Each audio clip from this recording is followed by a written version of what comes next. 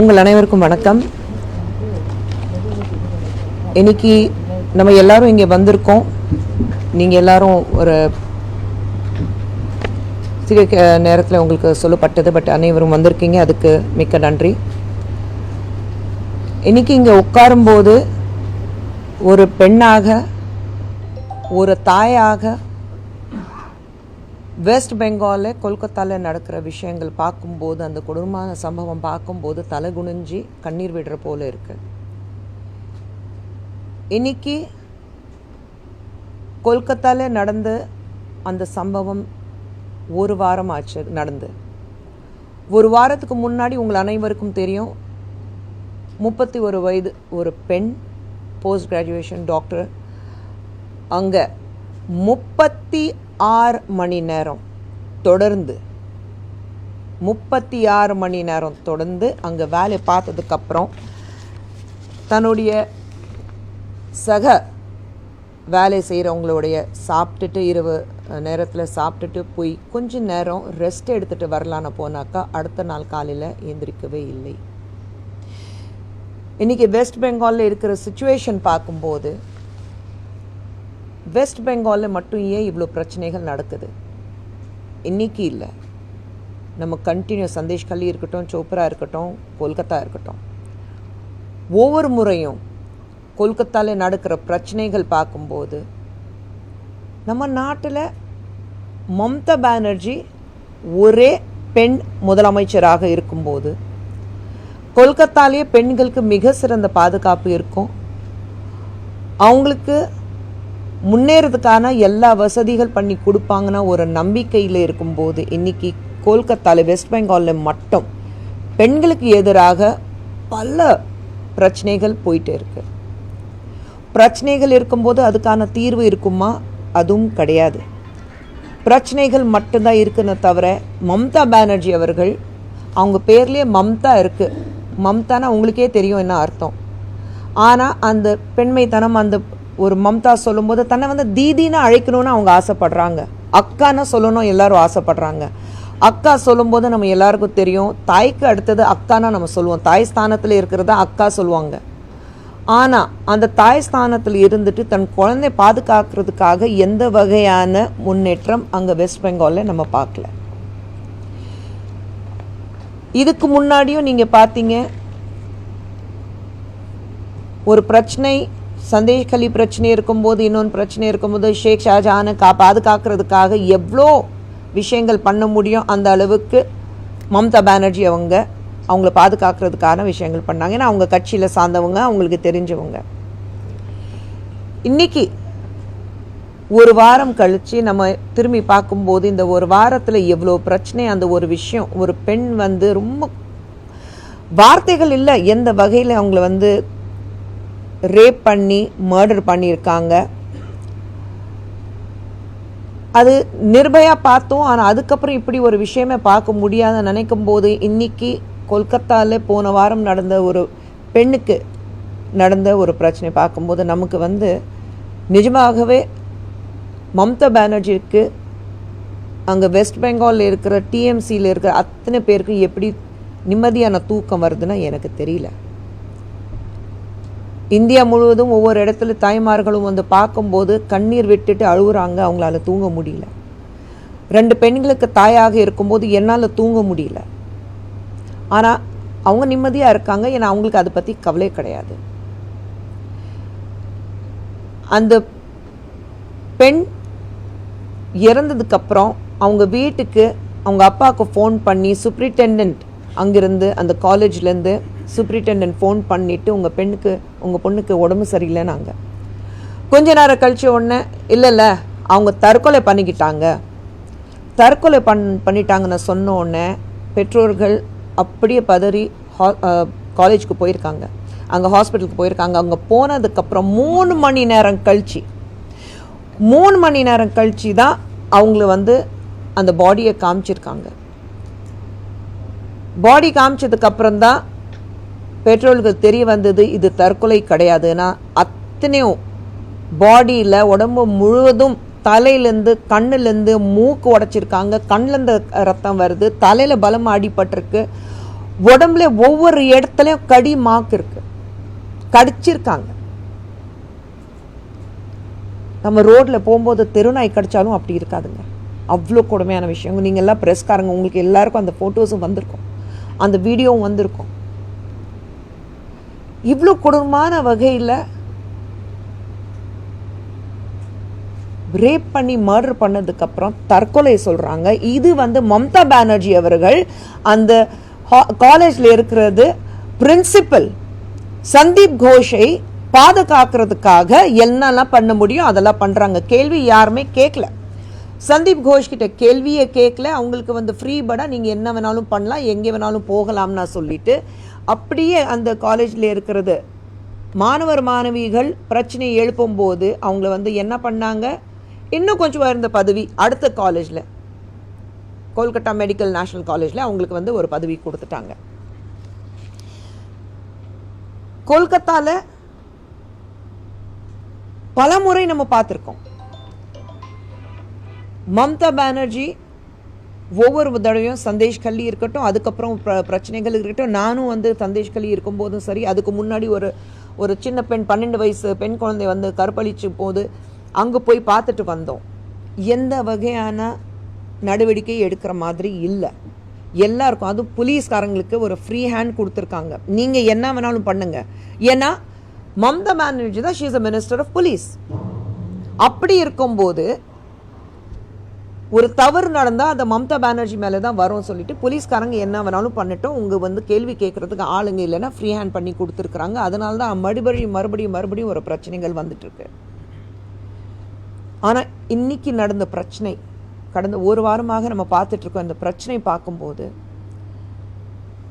மம்தா பானர்ஜி இன்னும் முதலமைச்சராக அங்கே தொடங்கணுமா?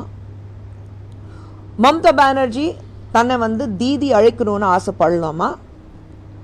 மம்தா பானர்ஜி பெண்களுக்கு பாதுகாப்பாக நான் இருக்கேன்னு சொல்றதுக்கு தகுதி இருக்கா? மம்தா பானர்ஜி வெஸ்ட் பெங்காலுடைய முதலமைச்சராக நீடிக்கிறதுக்கு தகுதி இருக்கா? மம்தா பானர்ஜி தன்னை நான் ஒரு பெண் அது சொல்றதுக்கு தகுதி இருக்கா? அப்படிதான் நான் கேட்பேன். ஏன்னா என்னுடைய கோபம் ஒரு தாயாகவும் ஒரு பெண்ணாகவும் என்னோட கோபம் நியாயமானது. ஒரு பெண்ணாக ஒரு பெண்ணுக்கு நீங்கள் உதவி பண்ணலனாலும் அவங்களுக்கு ஒரு பிரச்சனை வரும்போது அவங்க பக்கத்தில் நிற்கணும், அவங்களுக்கு பக்கபலமாக நிற்கணும். உங்களுக்கு பிரச்சனை வந்தால் பாதுகாக்கிறதுக்காக நான் இருக்கேன்னு சொல்கிறதுக்கு ஒரு வார்த்தை இருக்கணும். நம்மளுடைய பிரதமர் அவர்கள் நேற்று பேசும்போது இந்த மாதிரி சம்பவம் வெஸ்ட் பெங்காலில் நடந்திருக்குன்னா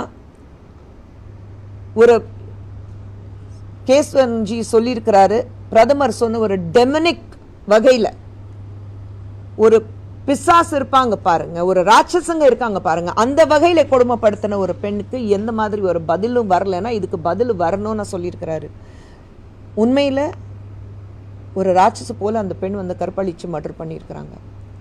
ஆட்டோப்சி ரிப்போர்ட், போஸ்ட்மார்ட்டம் ரிப்போர்ட்ஸ் கிளியரா சொல்லுது, ஒருத்தரால இது செய்ய முடியாது. 150 கிராம் சீமன் அந்த உடம்புல இருந்திருக்கு, அந்த பெண்ணுடைய உடம்புல இருந்திருக்கு. 150 கிராம்ஸ். ஒருத்தராலே இது பண்ண முடியாது. ஒரு ஆள் சஞ்சய் ரவுத், அவனும் மட்டும்தான் நீங்க அரெஸ்ட் பண்ணியிருக்கீங்க. அந்த சூப்பரிண்டெண்டன்ட் யார் ஃபோன் பண்ணி உங்க பெண் குழந்தை தற்கொலை பண்ணிட்டாங்கன்னு சொல்லும் போது அவங்க கிட்ட ஒரு கேள்வியும் கேட்கல, அவங்க கிட்ட விசாரணையும் நடக்கல. 3 நாளா எந்த விதமான ஒரு விசாரணை நடத்தாம அந்த இடத்துல புரோட்டோகால் படி நீங்க அந்த ஏரியாவை குவார்டன் ஆஃப் பண்ணியிருக்கணும். ஒரு பேசிக் காமன் சென்ஸ் நமக்கு தெரியும். ஒரு இடத்துல ஒரு சம்பவம் இடத்துல ஒரு மர்டர் இருக்கு, இல்லை ஒரு ரேப் நடந்திருக்குன்னா அந்த ஏரியா குவார்டன் ஆஃப் பண்ணுவாங்க, அங்கே யாருமே போக முடியாது. ஆனால் நீங்கள் அங்கே ரெனோவேஷனுக்காக பர்மிஷன் கொடுத்துருக்கீங்க, நீங்கள் அங்கே இருக்கிறவங்க எல்லாமே ரூம் சுத்தம் பண்ணுறதுக்கு பர்மிஷன் கொடுத்துருக்கீங்க. அங்கே எவிடன்ஸ் டேம்பர் பண்ணுறதுக்கு 150% எவிடன்ஸ் டேம்பர் பண்ணியிருக்காங்க. அதில் எந்த சந்தேகமும் கிடையாது. ஏன்னா நீங்கள் எந்த நடவடிக்கை எடுக்கல. யார்கிட்டமே நான் கேள்வி கேட்கணும், அந்த பிரின்சிபல் கிட்ட கேள்வி கேட்கல. அவர் ஃப்ரீ ஹேண்ட் கொடுத்துட்டு வேற இடத்துக்கு அனுப்பிச்சிட்டீங்க. அதுவும் சந்தீப் கோஷ் மேலே எத்தனையோ கேசஸ் இருக்கு. போன வருடத்துலேருந்து ஜூன்லேருந்து செப்டம்பர் வரைக்கும் நீங்கள் பார்த்தீங்கன்னா எவ்வளோ பிரச்சனைகள், ஆனால் எந்த நடவடிக்கை எடுக்கல. அதே மாதிரி ஹைகோர்ட் கொல்கத்தா ஹைகோர்ட் இன்டர்வீன் பண்ணதுக்கு அப்புறம் தான் நீங்கள் ஏன் இதை சிபிஐக்கு இன்னும் ட்ரான்ஸ்ஃபர் பண்ணாமல் இருக்கீங்க சொன்னதுக்கு அப்புறம் தான் சிபிஐக்கு ட்ரான்ஸ்ஃபர் பண்ணியிருக்காங்க. ஆனால் அதுக்குள்ளே நீங்கள் என்னென்ன எவிடன்ஸ் அங்கேருந்து கிளியர் பண்ண முடியும், என்னென்ன எவிடன்ஸ் அங்கேருந்து காலி பண்ண முடியும், அது எல்லாமே பண்ணிட்டீங்க. ஒரு பெண்ணுக்கு நீங்கள் எப்படி நியாயம் வாங்கி கொடுக்க போறீங்க? மம்தா பானர்ஜிக்கு கேட்குற கேள்விகளுக்கு பதில் இருக்கா? உங்க மாநிலத்தில் ஒரு பெண் முதல் தடவை கிடையாது, இது முதல் முறை கிடையாது, இது நம்ம எல்லாருக்கும் தெரியும். எந்த ஒரு பெண்ணுக்கு நியாயம் வாங்கி கொடுக்காத பட்சத்தில் மம்தா பானர்ஜி ஏன் இன்னும் அங்க முதலமைச்சராக இருக்காங்க? அப்படி என்ன அந்த பதவி மேல, அந்த நாற்காலி மேல மம்தா பானர்ஜிக்கு என்ன அப்படி ஒரு ஆசை? என் மாநிலம் எப்ப வேணாலும் போகட்டும், மக்கள் என்ன வேணாலும் ஆகட்டும், இங்கே மாநிலத்தில் வாழ்ற பெண்கள் எந்த அளவுக்கு கொடுமைக்கு ஆளானாலும் எனக்கு அதை பத்தி கவலை கிடையாது. ஆனா நான் முதலமைச்சராக நாற்காலியில உட்கார்ந்தோன்னா ஒரே காரணத்துக்காக அவங்க அங்க உட்கார்ந்துட்டு இருக்காங்க. மனசாட்சின்னு ஒண்ணு இருக்கு. மம்தா பானர்ஜிக்கு உண்மையில மனசாட்சின்னு ஒண்ணு இருந்தா அவங்க அந்த முதலமைச்சர் பதவியிலிருந்து ராஜினாமா பண்ணி தான் ஆகணும். அவ்வளவு ஏன் நீங்க பார்த்தீங்க, முந்தா நேத்து நம்ம நேத்து 78வது சுதந்திர தினத்தை கொண்டாடிட்டு இருக்கோம். ஆனா முந்தா நேத்து இரவு எல்லாரும் ஒரு பீஸ்ஃபுல்லான ரொம்ப அமைதியாக ஒரு ப்ரொட்டெஸ்ட் பண்ணும்போது 5000 பேர் அங்க கேதர் ஆயிருக்காங்க. 5000 பேர் சும்மா இப்படி சொடுக்கு போட்டோன்னே 5000 பேர் கேதர் பண்ண முடியாது, டைம் ஆகும். 5000 பேர் கேதர் ஆயிருக்காங்க. அங்க இருக்கிறது மக்கள், ப்ரொட்டெஸ்ட் பண்ற ஸ்டூடெண்ட்ஸ், பொதுமக்கள் சொல்லியிருக்கிறாங்க போலீஸ் கிட்ட, சார் இவங்க ஏதோ பிரச்சனை பண்ற மாதிரி இருக்கு, இவங்க குண்டாயிசம் பண்ற மாதிரி இருக்கு, பிரச்சனை பண்றதுக்காக தான் வந்திருக்காங்க, நல்லா தெரியுது, பாத்துக்கங்க. ஆனா போலீஸ் என்ன பண்ணாங்க? ஒண்ணுமே பண்ணல, வேடிக்கை பார்த்துட்டு இருந்தாங்க. 5000 பேர் அங்க ப்ரொட்டெஸ்ட் பண்றவங்களை, அங்க ஆர்ப்பாட்டத்தில் ஈடுபடுறவங்களுக்கு மேல பிரச்சனை பண்ணி அவங்கள அடிச்சு உள்ளே போயிட்டு எல்லாமே 18 ரூம்கள் ரான்சாக் பண்ணி நாஸ்தி பண்ணி எந்த இடத்துல அந்த எவிடன்சஸ் இருக்கிறது வாய்ப்பு இருக்கோ அது எல்லாமே நாஸ்தி பண்ணி அவங்க அங்கிருந்து வெளியில வந்திருக்காங்க. அது வரைக்கும் போலீஸ்காரங்க அதை வேடிக்கை பார்த்துட்டு இருந்தாங்க. வீடியோஸ் இருக்கு, பொதுமக்கள் வீடியோஸ் எடுத்திருக்காங்க. பிரஸ்காரங்க அங்க ஒரு இடத்துல கீழே பயந்துட்டு, உங்களுக்கு தெரியும், நீங்க எல்லாருமே பிரஸ், நாளைக்கு உங்களுக்கு பிரச்சனை வந்தா நீங்க எல்லாரும் ஒன்னா சேருவீங்க. ஆனா பிரஸ்காரங்க பயந்துட்டு கீழே ஏதோ ஒரு டேபிளுக்கு அடியில உட்காந்துட்டு வீடியோஸ் எல்லாம் எடுத்துட்டு இருக்காங்க. ஏன்னா யாருமே அவங்க விட்டு வைக்கல. அப்போ அது வரைக்கும் போலீஸ் இதுல கண்டிப்பாக இன்வால்வ் இருக்காங்க. போலீஸ் இன்வால்வ் இருக்காங்கன்னா மம்தா பானர்ஜியும் இன்வால்வ் இருக்காங்க. ஏன்னா head of the police Mamata Banerjee. அப்ப நீங்க தப்பு பண்ணிருக்கீங்க, நீங்க தவறு பண்ணிருக்கீங்க. தன்னை காப்பாத்துறதுக்காக இந்த மாதிரி 5000 பேர் ஏவி விட்டுட்டு நீங்க என்ன வேணாலும் பண்ணிக்கீங்க, போலீஸ் கண்டுக்க மாட்டாங்க அப்படி சொல்லிதான் அவங்களை விட்டுருக்காங்க. எங்கே போயிட்டு இருக்கோம்? வெஸ்ட் பெங்கால் எங்கே போயிட்டு இருக்கு? வெஸ்ட் பெங்கால் இது நடக்குதுன்னா இன்னைக்கு பாரத தேசத்துல நம்ம நாட்டில் இருக்கிறது எதிர்கட்சியில உட்கார்ந்துட்டு ஒவ்வொரு நேரத்திலையும் ஒவ்வொரு பார்லிமெண்ட்ல உட்காரும் போது அங்கிருந்து எந்திரிச்சு வெளியில போறாங்க பாருங்க, குரல் கொடுத்துட்டு. இந்த நேரத்துல ஏன் அங்கிருந்து எந்திரிச்சு போகல? டிஎம்சியோட மோவா மோத்ராவும் சரி, டெரெக் ஓபிரையனும் சரி, இப்படி ஒரு பிரச்சனை பார்லிமெண்ட்ல நடந்தாக்கா எந்திரிச்சு கத்திட்டு வெளியில போறாங்க. ஏன் உங்க மாநிலத்தில் நடக்கிற பிரச்சனை உங்க முதலமைச்சரை நீங்க காப்பாற்றணும், அதனால நீங்க பேச மாட்டீங்களா? கனிமொழி அவர்கள் இதை பத்தி பேச மாட்டாங்களா? அவங்களும் ஒரு பெண் தானே, ஒவ்வொரு விஷயத்துல குரல் கொடுக்கறவங்க தானே. ரொம்ப ஆச்சரியமா இருக்கு, கனிமொழி அவர்கள் இதை பத்தி வாயை திறக்கல, பேசவே இல்லை. பார்லிமெண்ட்லயும் சரி எங்கேயும் சரி யாரும் பிரஸ் பார்த்துட்டு ஒரு ட்வீட் கூட பண்ணல, ஒரு சோஷியல் பிளாட்ஃபார்ம்ல ட்வீட் கூட பண்ணல, இது கண்டிச்சு ட்வீட் கூட பண்ணல, ஒரு கேள்வி கூட கேட்கல. ஏன் இது சுப்ரியா சுலே எங்கே இருக்காங்க? சுப்ரியா ஷெனாத்தே காங்கிரஸ்ல, ஐயோ அந்த அம்மா உட்கார்ந்தால வார்த்தை வரும் பாருங்க, எங்கிருந்து வார்த்தையில கத்துக்கிட்டு வராங்கன்னு எனக்கு தெரியல, அப்படியெல்லாம் வார்த்தை வரும், அசிங்கமான வார்த்தைகள் எல்லாம் வரும். ஆனா இந்த நேரத்தில் எல்லாரும் குவைட்டா இருக்காங்க. நம்மளுடைய மாண்புமிகு முதலமைச்சர் ஸ்டாலின் அவர்கள் ஒரு வார்த்தை இதை பத்தி பேசியிருக்கிறாரா? ஏன் உங்களுக்கு கூட்டணி தான் முக்கியமா? இல்ல அகிலேஷ் யாதவ் அவங்க அப்பா சொன்னார், அவங்களுக்கு யூபியில ஒரு ரேப் நடக்கும்போது யாதவ் அவர்கள் பெரியவர் சொல்லியிருந்தாரு, ஆம்பளை பசங்க இந்த மாதிரி சின்ன தப்பு எல்லாம் நடக்கும்னு சொல்லியிருந்தாரு. அப்போ அது ஆதரிச்சு அகிலேஷ் யாதவ் அவர்கள் இதை பத்தி பேசாம இருக்கிறாரா? இல்ல ராகுல் காந்தி அவர்கள் எனக்கு இப்போதுக்கு நான் பார்லிமெண்ட்ல தூங்குறதுக்கு நல்ல ஏசி இருக்கு, நல்ல கம்ஃபர்டபுள் சேர் இருக்கு, பார்லிமெண்ட்ல தூங்குறதுக்கு எனக்கு நல்ல நேரம் கிடைக்குது, நான் ஏன் கெடுக்கணும் நான் சொல்லிட்டு இது பத்தி பேசாம இருக்கிறாரா? எப்போ சிபிஐ கையில் எடுத்ததோ அதுக்கப்புறம் ஒரு சும்மா மேலோட்டமா பாருங்க நான் பேசிட்டேன், டிஎம்சி அவர் வந்து பத்தி பேசல, மம்தா பானர்ஜி பத்தியும் பேசல, இந்த மாதிரி ஒரு சம்பவம் நடந்தது. இது வந்து கவரப் பண்றதுக்கான வேலைகள் நடக்குது. தைரியம் தான் சொல்லுங்களேன் ராகுல் காந்தி அவர்கள். மம்தா பானர்ஜி தவறு பண்ணியிருக்காங்க, டிஎம்சி அங்க இருக்கிற திரிணாமுல் காங்கிரஸ் தப்பு ஆட்சியில தப்பு நடக்குது, தைரியமா சொல்லுங்களேன். ஏன் அது சொல்றதுக்கு ஏன் ராகுல் காந்தி அவர்கள் பயப்படுறாரு? இல்ல மாண்புமிகு முதலமைச்சர் ஸ்டாலின் அவர்கள் ஏன் அவங்களை பத்தி பேசுறதுக்கு பயப்படுறாங்க? ஏன் எல்லாரும் வந்து மௌனம் காக்குறாங்க? இந்த மௌனத்துல என்ன தெரியுது? நீங்க ஒண்ணு இதை ஆதரிக்கிறீங்க, நம்ம மாநிலத்தில் நடந்தா என்ன, நமக்கு என்ன, நமக்கு வந்து நம்மளுடைய அலையன்ஸ் முக்கியம், நமக்கு வந்து நம்மளுடைய பிரச்சனைகள் முக்கியம், அப்படிதான் நீங்க இருக்கிறீங்க. ஆனா வெளியில பேசுறதுக்கு இந்த நாட்டு பத்தியும் மாநிலத்தை பத்தியும் பெண்களை பத்தியும் பெண்களுடைய பாதுகாக்கிறது பத்தியும் பிரியங்கா காந்தி அவ்வளவு பேசினாங்க. ஒரு பெண் என்னால வந்து எதிர்த்து போராட முடியும்னு சொன்னாங்க. எங்கம்மா இருக்கீங்க பிரியங்கா காந்திமா, எங்கம்மா இருக்கீங்க? தெருவுக்கு வந்து நீங்க வந்து ஆர்ப்பாட்டம் பண்றதுக்கு தெருவில் உட்காடுறீங்கல்ல, வாங்க உட்காருங்க, போங்க கொல்கத்தா போங்க, தெருவில் உட்காருங்க, டிஎம்சிக்கு எதிராக குரல் கொடுங்க. ஏன் மௌமுத்ரா வந்து அங்க போயிட்டு தெருவில் உட்கார சொல்லுங்க. காங்கிரஸ்ல இருந்து அத்தனை பேர் பெண்கள் தாய்மார்கள் அங்க போய் உட்கார சொல்லுங்க. இது வந்து அரசியலாக்க விரும்பல. இந்த மாநிலத்தில் பாஜக ரூல் மாநிலமா, காங்கிரஸ் ரூல் மாநிலமா, திரிணாமுல் காங்கிரஸ் மாநிலமா, அது அப்படி பிரிச்சு பேசல. நம்ம நாட்டுடைய ஒரு பெண் மேல ஒரு அக்கிரமம் நடந்திருக்கு.